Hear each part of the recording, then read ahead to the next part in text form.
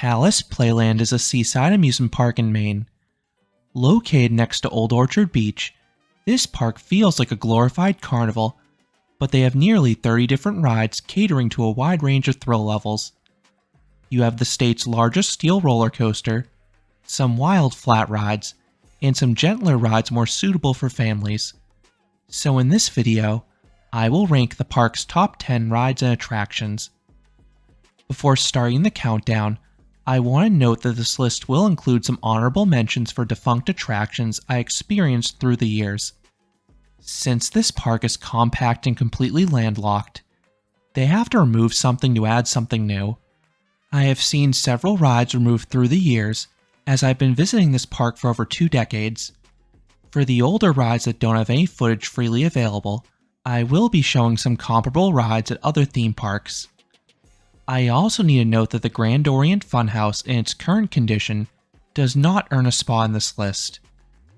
This is a one-story walkthrough with a handful of platform gags, but many of them have been broken in my recent visits. This most notably includes the spinning barrel at the very end. If all the effects were fixed, this ride likely would earn a spot somewhere on this list. Starting off the list at number 10 is Cliffhanger. This is a Dartron flat ride that's an evolution of the old school paratrooper. Instead of sitting in gondolas, you are lying down hanging gliders in the flying position. This is a fun position to be in. I like how the vehicles rock on each rotation. Then the low points offer decent positive Gs for a bit of power. Up next would have been Crazy Dance. This was a Fabry breakdance. I did not think it was as intense as the Huss versions I've been on. It was not fast enough to induce too many full rotations, but I was consistently whipped about the platform. Number 9. Riptide. This is a Wisdom Rides flying carpet. While it is not overly tall, this one rotates at a high RPM. As a result, you are diagonally popped upwards at its max speed. It's a nice mix of laterals and airtime together. And this rides a very long cycle, going both directions. Number 8. Pirate. This is a very good swinging ship from Huss. You have a single position lap bar that affords a ton of room, so if you're sitting on the ends, you get some nice floater airtime on the max swings. And as with many rides at this park, it also has a long duration. Number 7. Dodge 'em. This is a nice set of bumper cars from Bertazon. The cars themselves have decent speed and power, but it's the arena setup that makes them notable. It is sizable, and unlike most bumper cars in the US, this one lacks a center divider, so you are free to go any direction. Head-on collisions are frowned upon, but you can dish out some nice hits. Number 6. Hyper Jump. This is a Preston and Barbieri techno jump style ride. It is not operated fast enough to offer airtime, but the ride is chaotic and the bounces abruptly yank the gondolas downwards. And this rides a long cycle going both directions. And there's a cool sequence midway through where all the gondolas race high in the middle, and then they suddenly drop downwards in sequence. Up next would have been Cascade Falls. This was a portable log flume from Reverchon. It had a standard layout. The high turns offered nice views of the beach though. Then the drops were fun. The first one was a double down, and the second drop was more sizable. Both had a little bit of zip to them. It usually did not get you too wet, but the operators sometimes would time a dispatch so the splash of one drop would hit another log. Number 5. Electra Wheel. This is a chance Ferris wheel offering awesome views. You get a bird's eye view of the entire park. Then more impressively, you can look over the beach and Atlantic Ocean. Up next would have been the Sun Wheel. This was the park's former Ferris wheel. I preferred this one because the gondolas could rotate. This gave everyone a better view. And it could be a bit freaky if you spun them at a fast clip high in the air. Up next would have been Galaxy. For 2.5 decades, this was the park's signature coaster. This was a standard SDC Galaxy with a 2-car train. This caused the first 2 drops to offer some solid airtime pops in that back car. The helixes were slower, but they had some fun head choppers because they were tucked among the supports. Number 4.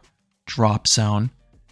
This is a small drop tower from SBF Visa, but it's tall enough to offer views overlooking the park and beach. You are pulled to the top 5 times. The first 3 drops bounce you down, offering a slight tummy tickle. The final 2 plunges drop you the full length of the tower, which is enough to offer a better stomach drop sensation. It won't beat the taller drop towers, but it's a fun sensation nonetheless. Up next would have been Terminator. This was a Fabry kamikaze. You had a relatively loose over-the-shoulder restraint, and the ride would bleed off most of its speed over the apex, so you would get some incredible hang time over the top. You'd feel all the blood rush straight to your head. Then the downswing still managed to offer some positive G's to contrast that. Up next would have been Adrenaline. This was a technical park frisbee. Unlike the prior rides in this list, this one had a dreadfully short cycle, but it sure was intense. You had a few warm-up and cool-down swings with a little airtime.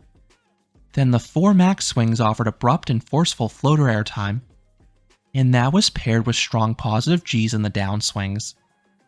Number 3. Sea Viper. This is the state's largest steel roller coaster. Built by Preston and Barbieri, this feels like an upgraded version of the common Windstorm model. You have some swooping drops with some nice whip and laterals if you're in the back cars.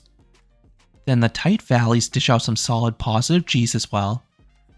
This ride looks undeniably janky off-ride, but it tracks reasonably well and it's perfectly tolerable. And if you want more in-depth thoughts, check out my review on this coaster. Number 2. Power Surge. This is an inverting flat ride from Zamperla. The gondolas have a relatively slow rotational speed, so you get quite a bit of hang time over the top. Then the gondolas have a tendency to rock coming out of the inversion, which is quite disorienting. The central arm no longer rotates, so it's not quite as chaotic as it once was, but you still have a satisfying cycle with plenty of flips. This ride was recently spotted for sale online, so it may be removed in the near future, which is unfortunate. And coming in at number 1 is Kraken. This is the park's new for 2024 attraction. It is an inverting frisbee from Technical Park that replaced Adrenaline and is fantastic. The ride is a similarly short cycle like its predecessor, but it's even more forceful. The beyond vertical swings offer very sustained lifter airtime. Then each cycle is 2 full rotations, each offering incredible hang time. And these swings are paired with great positive G's that try to rip your legs off. This is another ride where I have a full review published to the channel if you want to learn more. So that's how I rank the top 10 rides at Palace Playland in Old Orchard Beach, Maine. What are your thoughts about these rides, or the park as a whole? Let me know down in the comments. If you enjoyed this countdown, I would appreciate it if you gave this video a like, and you consider subscribing, because there'll be a lot more roller coaster amusement park videos here at Canopy Coaster. Thanks for watching.